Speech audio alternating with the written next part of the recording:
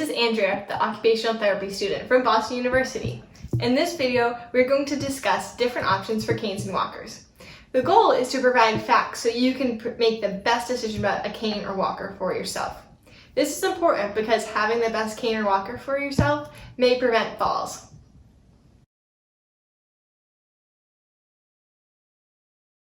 An assisted device is something that helps you increase your independence for moving around your home, community, or wherever you need to go. You are the expert in your own body and what will help you gain more independence.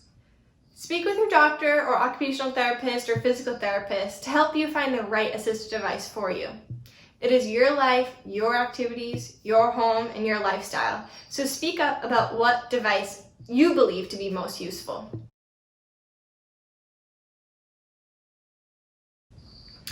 The occupational therapist or physical therapist can adjust the device to fit your height. This is important to make sure it is comfortable for you. Using a device that is too low or too high can cause pain in your back, legs, arms, or shoulders. Your elbow should only have to have a slight bend.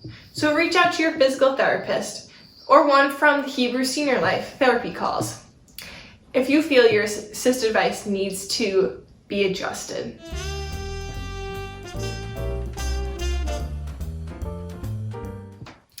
Let's go over the pros and cons of canes first. So this is a standard cane.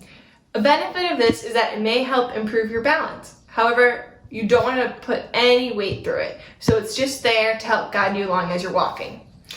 A con is that it may cause pain for people with arthritis, since the curve puts more pressure in some parts of the hands than others. Next is an offset cane. It looks like this. So a pro of this is that you can put some of your weight through it. And it's good for people who have knee or hip pain from, say, osteoarthritis or past surgery, since you can relieve some of the weight from that painful leg. Also, it puts less pressure in your hand, so it may be better for people with arthritis in their hands. A con is that it's easy to use backwards, which could cause issues. The correct way to use it is with the curve pointing out to where you're going. Now there's the quadruped cane. A pro is that it can stand up by itself if you need to use your hands, and it is useful for people with hemiplegia or weakness on one side of the body. They are more stable, so you can bear even more weight through it. But a con is that it may be difficult and awkward to use since all 4 points of the cane have to hit the ground at the same time. And it's also heavier than a standard cane.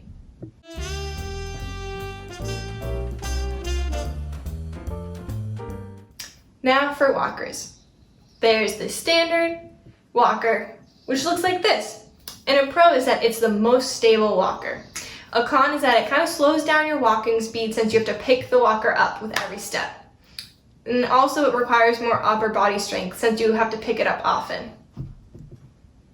Next is the two-wheel walker. It looks like this one. A pro is that you don't have to lift it, so you can walk normally. A con is that it's not as stable since it may roll if it's on a slope going downhill, or if it's under slippery conditions, like if it's raining outside or there's snow. So it's really not great for using it outside. But it's best for people with less strength in their arms or those who feel a little off balance. You can add felt pads, gliders, or tennis balls on the back legs without wheels so it can move easier without the squeaking of the rubber. There's also a four-wheel walker, or sometimes people call it the rollator. This is easier to use and walk and maneuver, especially outside. They often have a seat, which is helpful for people that may need to take breaks while walking, especially with people with cardiac or pulmonary diseases. Before you sit down, you just want to make sure that the brakes are on and the walker's up against a wall or a solid surface. A con is that it may increase your risk for a fall since they can roll away unexpectedly. So when you're looking at which device may be best for you, it's important to talk with your doctor or physical therapist or occupational therapist. Check with Lisa to see how to make an appointment with a visiting physical therapist or occupational therapist from Hebrew Senior Life.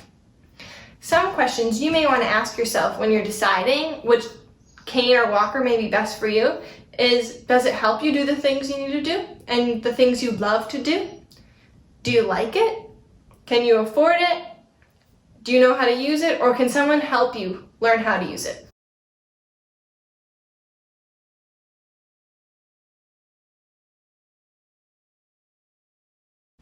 The cane or walker should help you become more independent with moving around and getting where you need to go. How does this relate to you? Well, many older adults may feel they did not learn enough on how to use a device, or they feel off balance with it, or even in pain. This is not the goal of a cane or walker. They're supposed to be there to help you. Well, what can you do now? Well, maybe schedule an appointment with the Hebrew Senior Life physical therapist or occupational therapist to check your assistive device fit for you. Talk with your doctor if you feel uncomfortable with the device you're using now. Or resume using your cane or walker safely if you've stopped using it. So let's set some goals. Some examples I came up with are, if you're using an assistive device and feel it causes you pain, maybe your goal could be to make an appointment with a visiting physical therapist or occupational therapist. If you don't use your cane or walker and it's recommended that you probably should, maybe you could make it a goal to use it when you leave your apartment. Again, do what's best for you and always feel free to reach out to Lisa or the Hebrew Senior Life physical therapists and occupational therapists. So to wrap it up, we talked about how it's important to speak up about what you want from a cane or walker, how using a cane or walker can help increase your independence, the pros and cons of different types of walkers and canes, and this relates to our acronym, You Can Prevent Falls with Water Every Day. The W stands for wearing supportive shoes, the A stands for always taking your medicine, the T is for take breaks, E is for exercise, and R is for remove clutter from pathways. So the video today about choosing the right device for you will help you be able to be active. Being active is so crucial to preventing falls. So having a cane or walker may help you get exercise for moving safely around your apartment and in your community. Also, it will help you stay safe so you can participate in other physical activity classes and other activities that you love. I hope you learned something from the videos today, and remember, you have the power to prevent falls.